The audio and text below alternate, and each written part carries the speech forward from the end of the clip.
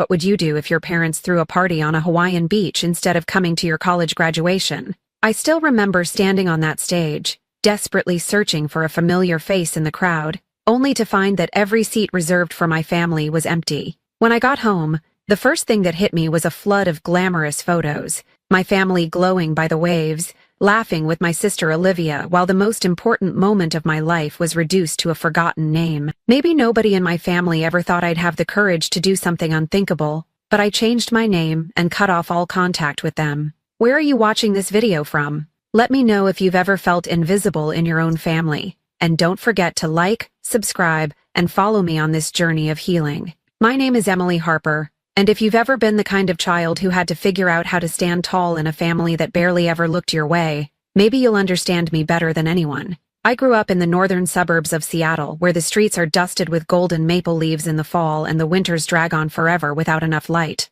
There were 4 people in my family. My dad, my mom, was just a shared space, not a place where I belonged. From a very young age, I learned how to fend for myself. I can still remember being 5 years old, sitting at the dinner table, trying to tell my mom about my first day of kindergarten, and she'd only half listen before turning to Olivia to ask if she enjoyed her dance class. Things like that happened again and again throughout my childhood, as if I was always in the back seat of my own family life. Olivia is 3 years younger than me, the golden girl of the Harper family, or at least that's what the neighbors and every relative would say. She has shiny blonde hair, a dazzling smile, and could light up any room with just a few cheerful words. As for me, I looked ordinary. I was a good student, but not outstanding in any sport or art. But if there was one thing I excelled at, it was effort. I always tried harder than anyone else in the family, but that effort was never really acknowledged. Olivia got signed up for ballet, piano, French lessons, swimming, and trips with friends.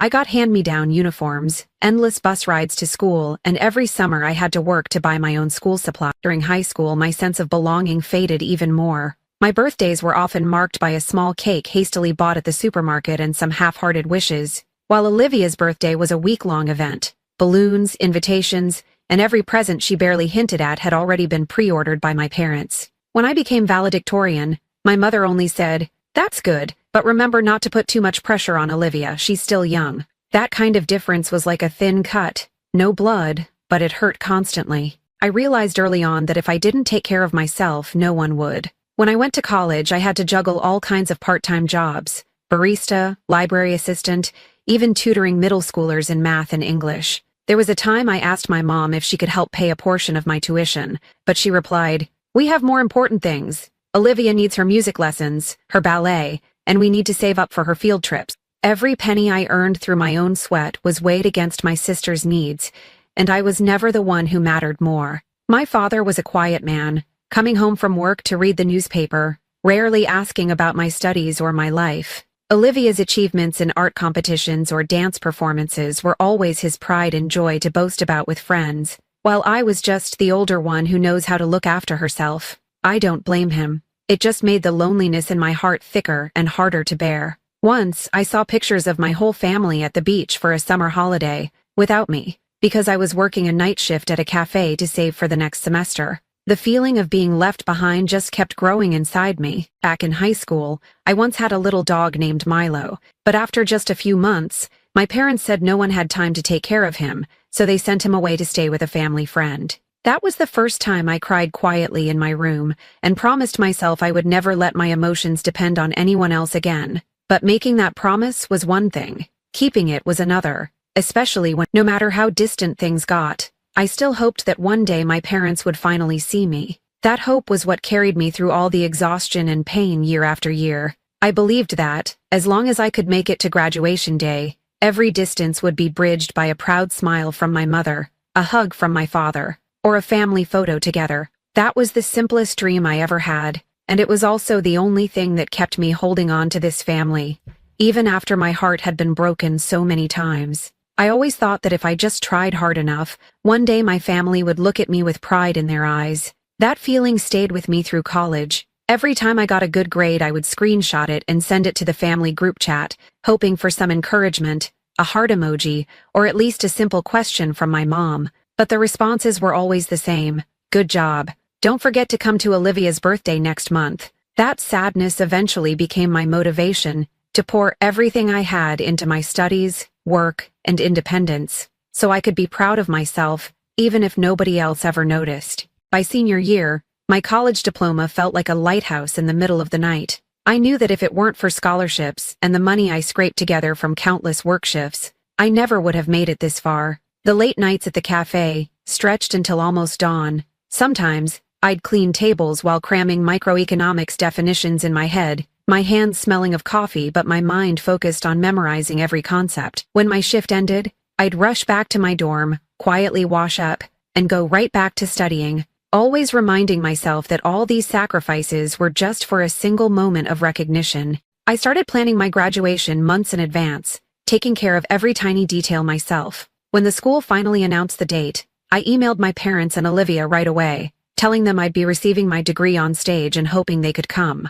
I even mentioned that I could cover all their travel and accommodation expenses, since I'd saved up for it. After sending the invitation, I spent the whole month budgeting every expense, saving every dollar I could. Each week, I cut my spending even further, choosing instant noodles instead of cafeteria meals just so I could afford a small hotel room near campus and buy round-trip plane tickets for all three of them. That wasn't all. I even made a photo album by hand, capturing my whole journey through 4 years of college. I printed the first photos from when I'd just moved into the dorm, pictures of me working at the cafe in my brown uniform, even those late nights studying in the library until it closed. I wanted my parents and Olivia to see that, even without the family's special treatment, I still made it to the finish line on my own. I even planned a family photo shoot on campus, where the maple trees would be golden, and the June sunlight would mark a new chapter in my life. I pictured us all standing together, me in the middle, diploma in hand, and everyone smiling with pride. However, from the very first days of planning, I started to feel my family's indifference more and more clearly. My mother's replies were always vague. If I'm not busy with meetings, I'll try to make it. Olivia just brushed it off. I'm also preparing for my dance show, so let me check my schedule. I kept trying to reassure myself that they were just too busy, that as the day got closer, surely everyone would do their best to make time. Every time I checked my email, I anxiously waited for a more definitive response, but all I got was endless silence. In the final weeks before graduation, I clung to that tiny hope that all my efforts wouldn't be in vain. I sent my mom a scanned copy of the invitation, adding a careful note. I really hope the whole family can come. It's the most special day of my life. Whenever I met up with friends and heard them excitedly talk about their family dinners, I just smiled and lied, saying, "My parents are busy, but they'll definitely fly in at the last minute." I even went ahead and made a reservation at a small restaurant for dinner after the ceremony, picking all the dishes our family used to love, even though I was still afraid of the scene where I'd be sitting alone at a long table, waiting. Maybe what I wanted most wasn't some big party or expensive gift, but just the presence of my family at that pivotal moment. I wanted to see my mother's eyes shining with pride, to hear my father say he was proud I'd made it all the way. I hoped Olivia would hug me, even just once, and say her big sister had done it. All those dreams carried me through so many lonely days, through every time I thought I couldn't go on. I still remember the happiness and excitement when I checked the school website and saw my name on the graduation list. There it was, right in the middle of hundreds of students, with the words, "Honors Student, Full Scholarship." I burst into tears right then, feeling as if every effort, every late night and extra shift had finally paid off. I took a screenshot and sent it to my mom, hoping to hear just one warm word of congratulations. But my phone stayed silent the whole day. No new messages. Instead, I kept myself busy with graduation preparations. I ordered the freshest, most beautiful flowers from a shop near campus, wrapping them myself to give to my mom and Olivia if they showed up. I scheduled a same-day photo shoot, hoping to get the first family picture of all four of us after so many years. Every detail, every expense, was carefully listed to make sure nothing was missing. In my heart, graduation was a small party to celebrate on my own, but it was still full of hope that maybe, just maybe, I wouldn't have to celebrate alone. The closer it got to the big day, the more clearly I felt the loneliness creeping in between my own enthusiasm. But I wouldn't let myself give up. I refused to collapse in the face of their indifference. I believed that if I was persistent and worked hard enough, one day all the good things would come to me. Deep down, I still clung to a fragile hope. A hope that, even if it was late, even at the very last minute, my family would show up, wrap me in a tight hug, and give me the recognition I'd longed for my whole youth. That morning, I woke up early, so nervous I could barely eat breakfast. The June sunlight streamed through my small window, carrying the scent of freshly cut grass and a mixture of hope and vague anxiety. I wore the dress my mom once said looked good on me back in freshman year, tied my hair neatly the way she always liked, and clasped the silver necklace my dad had given me long ago around my neck. Every little detail was my final effort to make today as perfect as possible. Deep down, I still clung to the thought, maybe they'll show up at the last minute. Maybe they'll hug me, tight like in the movies I've watched. Stood among the bustling crowd on campus, friends calling out for their loved ones, parents beaming with camcorders in hand, sisters exchanging fresh bouquets and tearful hugs. The air was thick with happiness, pride, and the hope of being seen. I tried to look around, searching for familiar faces in the crowd. Maybe they'd be late, maybe they'd just arrived and were looking for their seats. I kept telling myself that even though a part of me knew I was only lying to myself. When the loudspeaker came on, each student was called up on stage to receive their diploma. Every time a friend passed by me, I heard cheers and shouts from the stands. Some of my friends got tight hugs, bursts of applause, and happy family photos. Then came my turn. Emily Harper echoed across the auditorium. I walked up onto the stage, hands trembling with emotion, eyes darting quickly over to the seats I had reserved, bought tickets for, and so carefully arranged for the 3 people I loved most. But all I saw was a row of empty chairs, a silent gap. No one waving, no familiar eyes encouraging me. I took my diploma, forcing myself to smile like someone who had just achieved something great, but inside I felt like a supporting character in my own story. After the ceremony, everyone gathered in little groups to take photos, celebrate, and head off to private parties. I stood on the sidelines, the bouquet meant for my mom and Olivia still tucked away in my bag. I checked my phone, hoping for an apologetic message, some notice that they were on their way or had run into trouble. Instead, all I received was a curt text from my mom. No explanation, no hint of regret, just the same cold words I always got when I needed encouragement. I read it over and over, an indescribable emptiness welling up inside me. I tried calling Olivia, but the phone rang and rang with no answer. Finally switching over to her voicemail with the background music she loved, I forced myself to smile when a friend ran over and pulled me into a group photo, but the loneliness crept in through every single moment. Friends asked where my parents were, why I was alone on such a special day. I tried to lie, offering a gentle smile. My parents' flight got delayed. They'll be here for dinner. That answer felt like my last shield hiding the hurt inside. Everyone offered encouragement, said I was strong, but no one understood the feeling of realizing that the people closest to you are the ones who never really see you at all. Back in my room, I couldn't bring myself to take off my graduation gown yet, as if I could hold on to some shred of that special feeling before it disappeared completely. I picked up my phone and scrolled through social media out of habit. After just a few minutes, I froze as I saw the latest photos on my mother's Facebook page.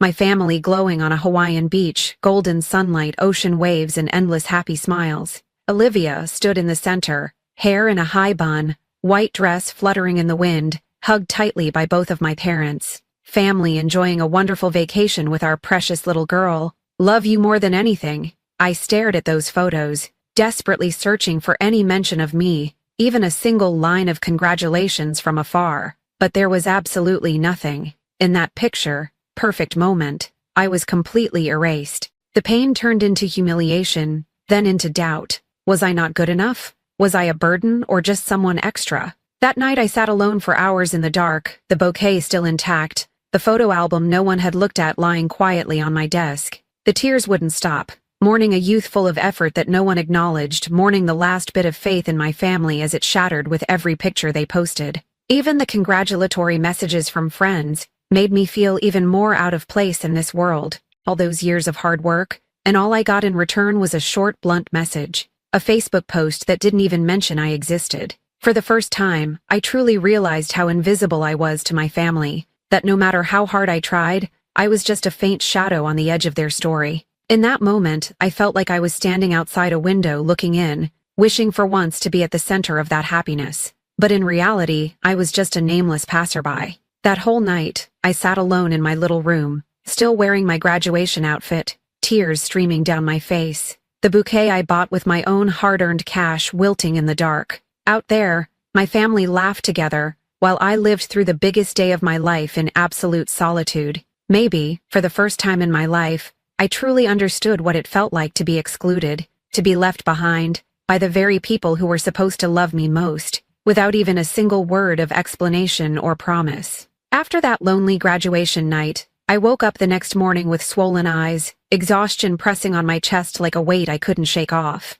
Soft sunlight slipped through the curtains, shining on my cramped room with its wilting bouquets and the photo album no one had bothered to look at. I scrolled through my phone, still finding no messages of concern or explanation from my mom, dad, or Olivia. Everything seemed meaningless.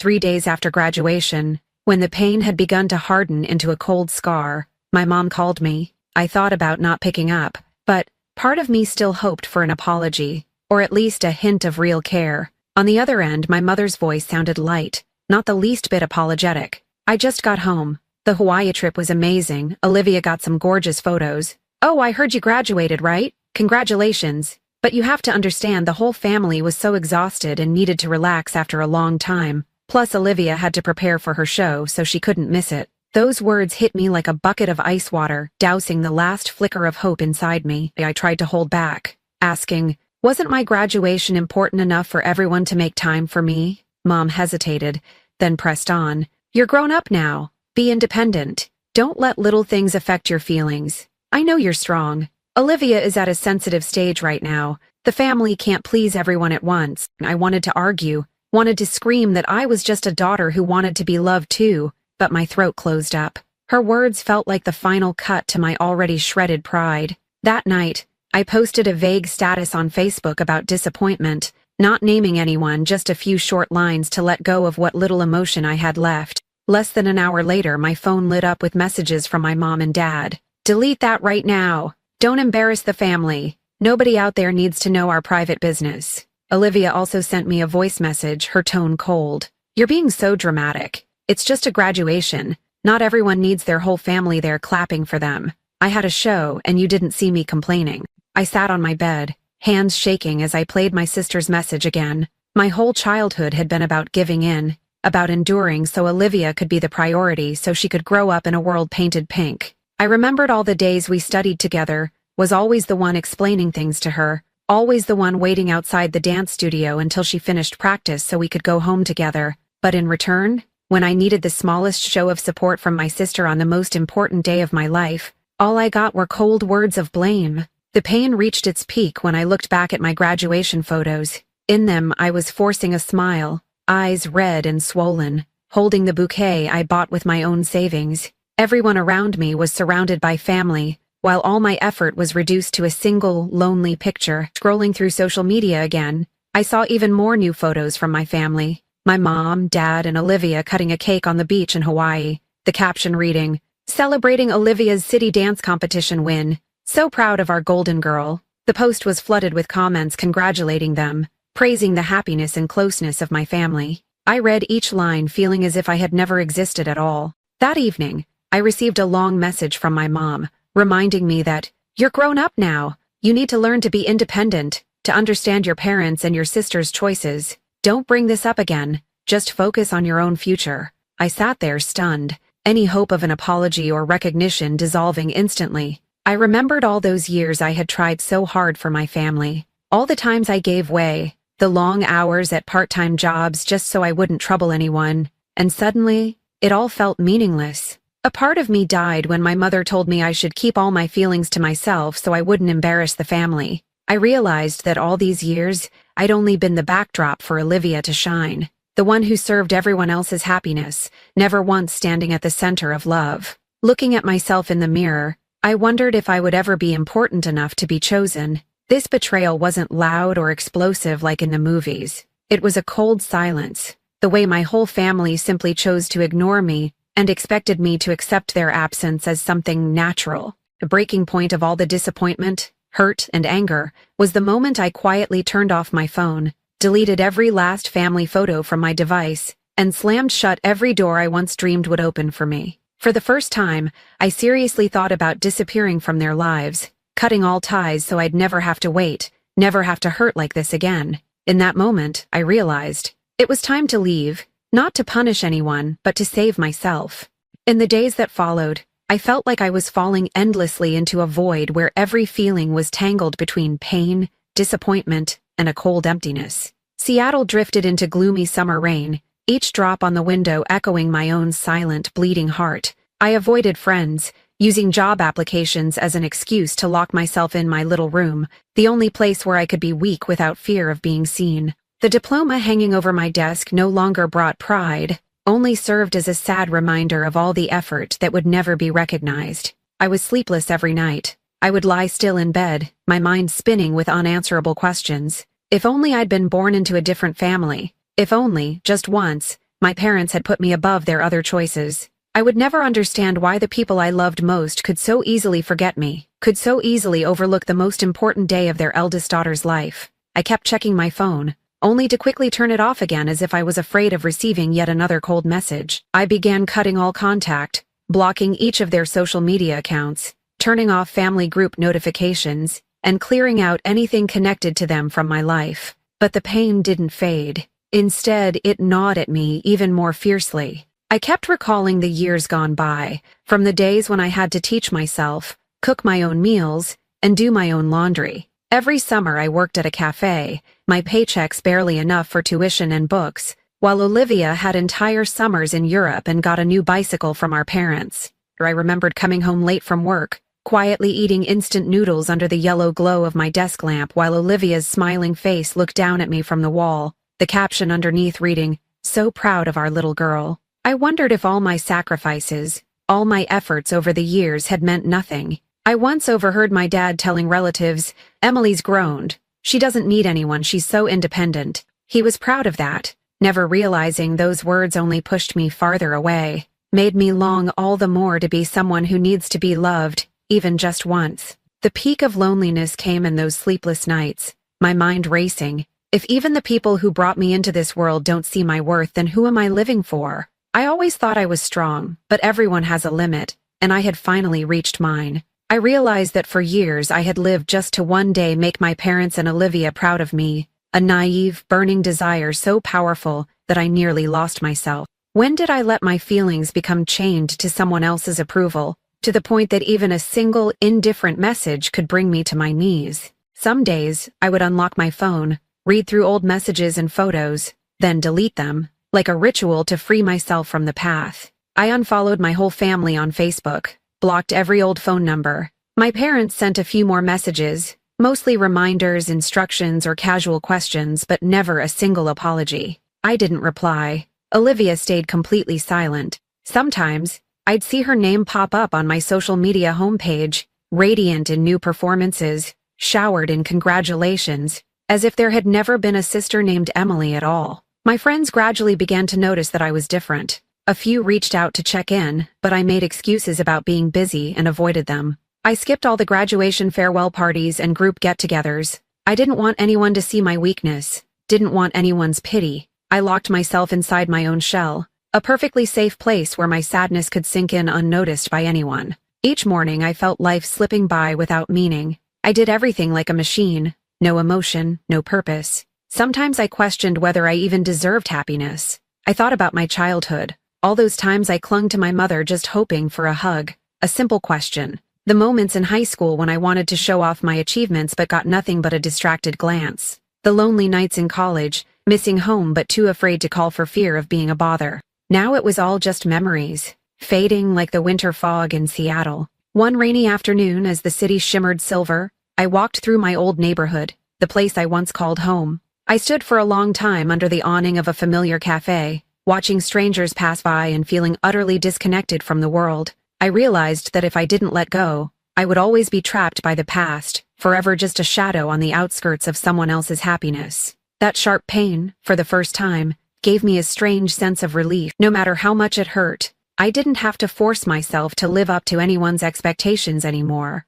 I no longer had to endure the endless cycle of waiting, hoping, and being disappointed. That freedom was both a bitter medicine and the first step toward real relief that I gave myself. I sat in my tiny room, watching the yellow light spill across the old wooden floor, realizing that everything around me now belonged to me alone, no longer connected to anyone else. It was the darkest time in my life, but also the first moment I truly felt only I could save myself. I slowly learned to accept the truth, to allow myself to be vulnerable, to forgive myself for ever hoping too much. From that day on, I knew that, no matter what happened in the future, I would never again be the shadow standing behind my family. Never again the person waiting to be loved. Time passed heavily, but it was enough for me to understand one thing. If I kept burying myself in old wounds, I would never really live. One evening in mid-July, when Seattle unexpectedly broke out in sunlight after days of rain, I got a message from Jenna, my best friend since high school, the only one who hadn't given up on me, even though I had ignored her encouragement so many times. "Are you free tonight? Please don't say no again. I have somewhere special I want to take you." Jenna didn't wait for me to refuse. She just sent the address and meeting time as if she already knew I needed someone to pull me out of my lonely shell. I almost wanted to come up with an excuse to avoid going, but when I saw Jenna's smiling face and her profile picture, I thought, I'll try one more time, maybe something will change. I put on the simplest clothes, tied my hair back, grabbed a light jacket and stepped outside. That summer evening, the city was strangely radiant, making me feel small in the crowd. I arrived at the place Jenna had picked, a small community center on a corner in Fremont, its warm yellow lights spilling through the windows. Jenna was already there, waving and pulling me into a tight hug, as if she wanted to give back a bit of the strength I'd lost for so long. Inside, Jenna introduced me to a group of young people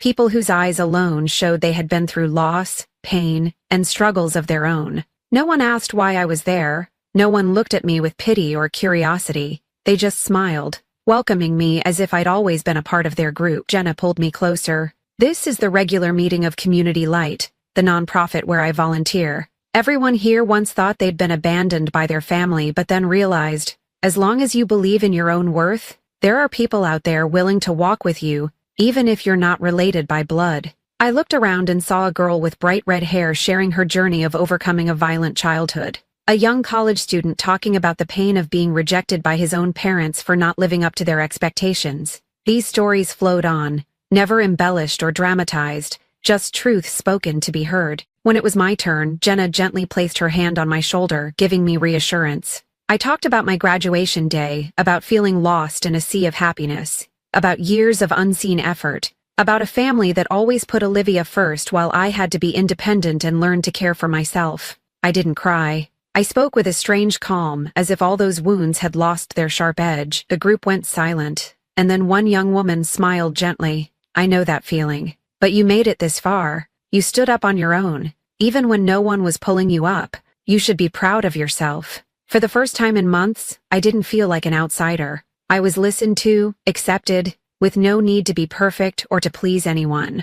Jenna looked at me, her eyes shining. "Emily, you don't have to prove anything to anyone. You've already done it all by yourself. No one has the right to define your worth but you." Those words, so simple, felt like the first rays of light cutting through my darkness. That night, I went home feeling lighter, as if the burden I'd carried for years had been lifted by the quiet recognition of strangers.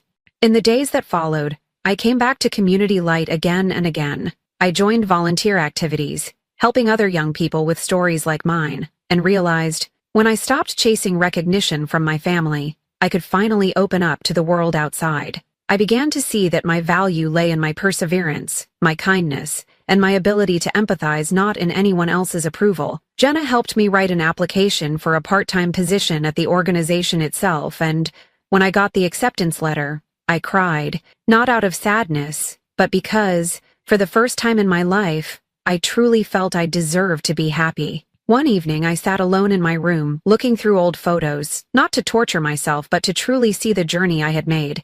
I realized that for so many years, I had lived with a name tied to pain, injustice, and expectations that never got fulfilled. I thought long and hard, then decided to write a letter to myself, a person who is free, strong, and no longer living in the shadow of the past. I researched the legal process for changing my name, prepared the documents, and scheduled an appointment at the city registrar's office. No one knew, except for me and Jenna, the friend who had witnessed every step of my rebirth, the one who held my hand as I signed the papers like a ritual of starting over. At that very moment, I felt as if I could breathe for the first time. I was no longer Emily Harper, the child left behind, overlooked, forgotten, but Emily Rose, someone who chose her own path and her own identity. It wasn't just a new name, but a new beginning. I promised myself, I would never again seek validation from anyone, least of all those who once ignored me and acted like my presence was nothing more than a blurry background, and I understood.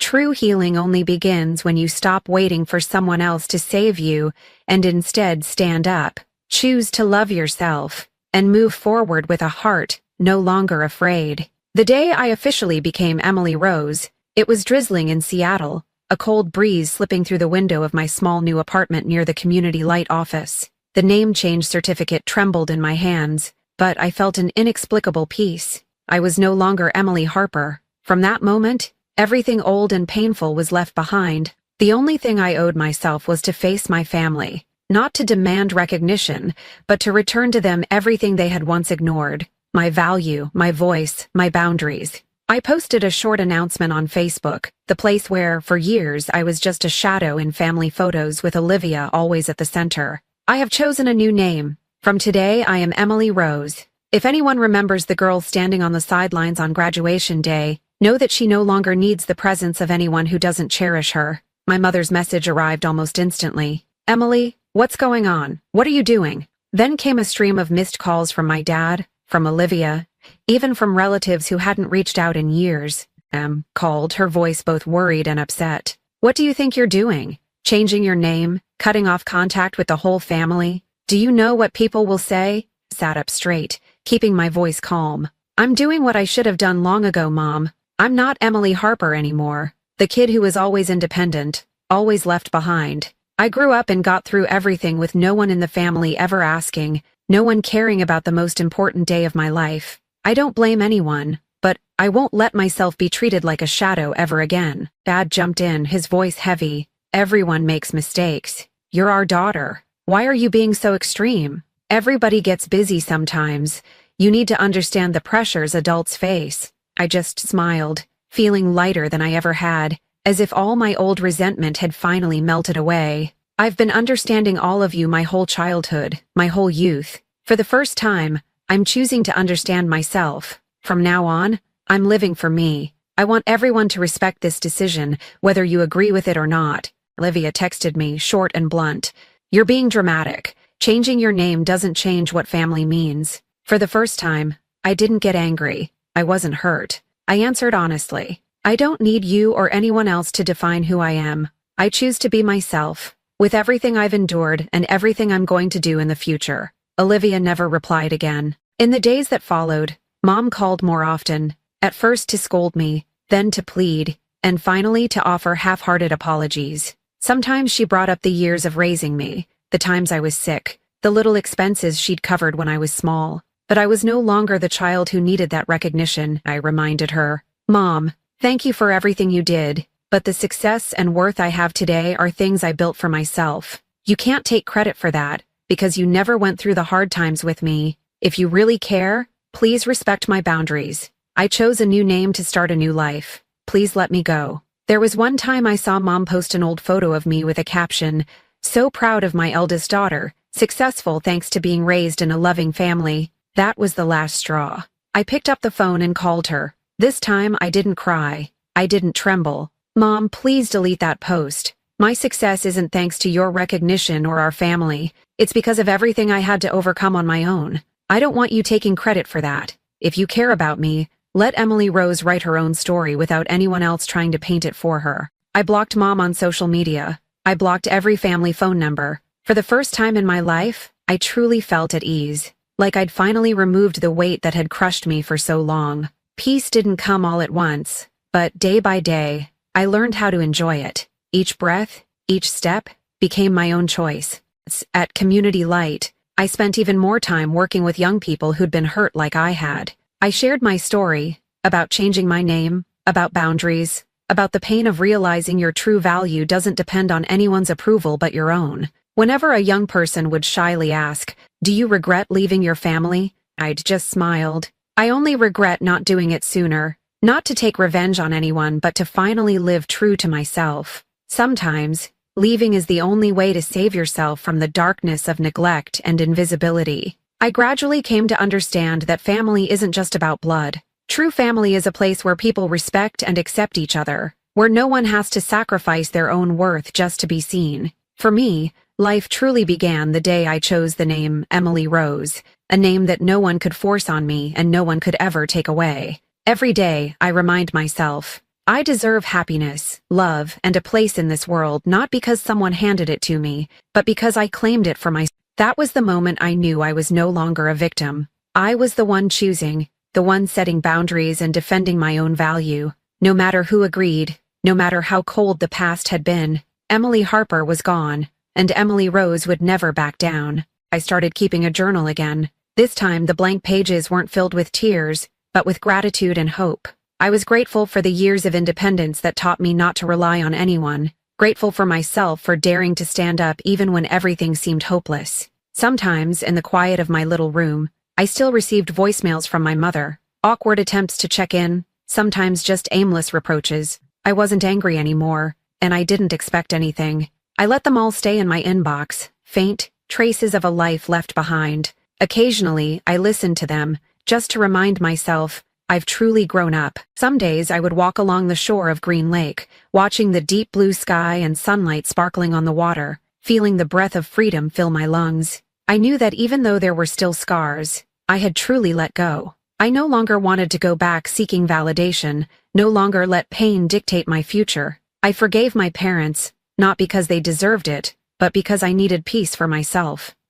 I forgave Olivia, and I forgave the little Emily Harper of the past, the girl who tried so hard just to be loved. I promised myself that no one would ever have the power to make me feel invisible again. Now I tell my story as a statement. You are not invisible, you just need to stand in the right place to shine. Your worth never depends on anyone's acknowledgement, not even those closest to you. Sometimes, to find your light, you have to step out of the shadows that held you for so long, and when you find your freedom, you'll understand you belong in this world. You deserve happiness, laughter, and a bright future that needs no one's approval. If you're watching this video, if you've ever been hurt by the people you loved most, please share your story in the comments. Here, we are a family, not by blood, not by perfect photos, but by honesty and support for one another. Thank you for being with me. This isn't the end but a new chapter, where Emily Rose lives true to herself, free, full of love, and never looking back.